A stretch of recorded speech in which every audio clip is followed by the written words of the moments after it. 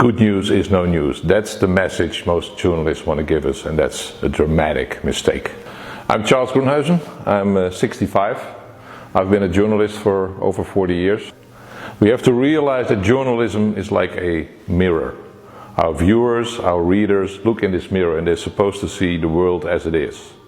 And they don't. They see a mirror which is fogged up. It's always the negative side of life. And I try to correct that mistake a teeny tiny little bit. What I try to do as a journalist now is give more a long-term perspective. What I see on TV all the time is a lot of noise, breaking news. I like to focus on silent revolutions, but they are extremely important, but long-term. I'm an optimist because I look at facts. Think about the decline in extreme poverty. It's unbelievable what we accomplished in the last 25, 30 years.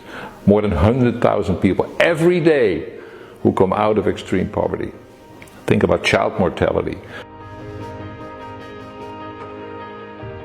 Think about average life expectancy.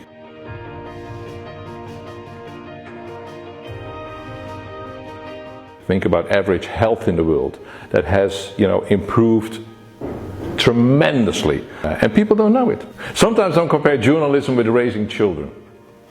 We raise children in a way that brings out the positive sides in them, things they do well. Imagine us as parents always saying to children what they're doing wrong. If that's the only message we have for our children, they're going to end up as miserable people and negative people and probably angry people.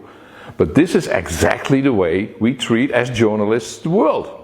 Because we say to the world, this is horrible. Oh, and tomorrow will be even worse. With refugees and immigrants, with crime, with everything.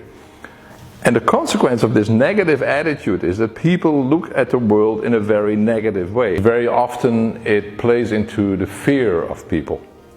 It makes them scared and angry. So it's not just saying journalism is so negative, it has huge consequences for society and for political choices. The basic difference I have with a lot of my colleagues, they tend to amplify the bad stuff in the world. I would go for the opposite, amplify the good without forgetting the bad. There's some huge issues, of course, and challenges. Think about the climate crisis, immigration, inequality. But at the same time, the progress in so many fields is unprecedented. When it comes to education, when it comes to our basic human rights, sexual orientation for women, for children, and people don't realize it. If you steer it away from the negative focus and steer towards a more positive, more constructive way of looking at things, I think journalism could make a better world. The problem is, journalists don't consider it to be their basic task to make the world better. And maybe there is the basic difference of opinion I have with a lot of my colleagues. Yes, we are here to make a better world. People should realize that being pessimistic about the world is a choice, but optimism is a choice as well. It gives more energy, and eventually, with that kind of energy, we can make a better world for ourselves, for our children, our grandchildren.